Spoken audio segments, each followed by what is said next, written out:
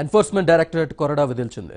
బ్యాంకులను మోసం చేసి నిధులు తరలించారంటూ వైస్రాయ్ హోటల్ యాజమాన్యానికి షాక్ ఇచ్చింది.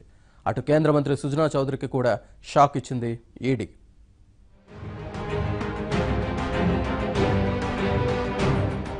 కేంద్ర మాజీ మంత్రి టీడీపీ ఎంపీ సుజనా చౌదరికి హైదరాబాద్లోని వైస్రాయ్ హోటల్స్కు ఈడీ షాక్ ఇచ్చింది.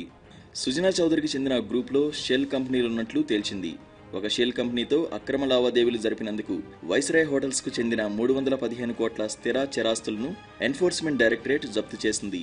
అలాగే సుజనా గ్రూపునికి చెందిన best and Crompton engineering private limited company, దాని అధికారులకు వ్యతిరేకంగా CBI, bureau of serious and fraud investigation గతంలో నమోదు చేసిన ఎఫ్ఐఆర్ ప్రకారం మనీ లాండరింగ్ చట్టం కింద దర్యాప్తు ప్రారంభించినట్లు ఈడీ వెల్లడించింది.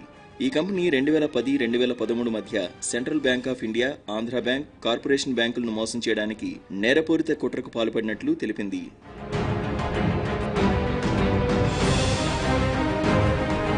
మనీ లాండరింగ్ కేసు దర్యాప్తులో భాగంగా హైదరాబాద్, చెన్నై, న్యూఢిల్లీలోని బీసీఈపీఎల్తో పాటు సుజనా గ్రూపునికి చెందిన కంపెనీల ముఖ్యాధికారుల నివాసాలు, వ్యాపార కార్యాలయాల్లో సోదాలు చేసినట్లు తెలిపింది.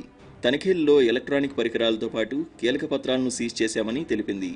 హైదరాబాద్ పంజాగుట్ట నాగార్జున హిల్స్ లో ఉన్న సుజనా గ్రూప్ కార్యాలయంలో నిర్వహించిన సోదాల్లో వివిధ కంపెనీలు, సంస్థలకు చెందిన 124 రబ్బర్ స్టాంపులు, బీసీఈపీఎల్ మరికొన్ని రబ్బర్ స్టాంపులు సీజ్ చేసినట్లు ఈడీ వివరించింది. మనీ లాండరింగ్ చట్టం కింద చేసిన దర్యాప్తు ప్రకారం సుజనా గ్రూప్ పలు షెల్ కంపెనీలు స్థాపించి తప్పుడు ఇన్వాయిస్ల పేరుతో ఈ కంపెనీల మధ్య నగదు లావాదేవీలు చేసినట్లు గుర్తించినట్లు పేర్కొంది. సుజనా గ్రూపునికి చెందిన మరో షెల్ కంపెనీ మహల్ హోటల్స్కు రుణం ద్వారా వచ్చిన కొంత మొత్తాన్ని తరలించారని స్పష్టం చేసింది. ఈ మొత్తం వివిధ కంపెనీల్లో తిరిగి చివరికి ఒక వ్యాపార లావాదేవీ పేరుతో వైస్రాయ్ హోటల్స్ లిమిటెడ్కు చెల్లించారని వెల్లడించింది. ఈ మేరకు వైస్రాయ్ హోటల్స్, మహల్ హోటల్స్ మధ్య ఒక బోగస్ లావాదేవీని సృష్టించారని ఈడీ తెలిపింది.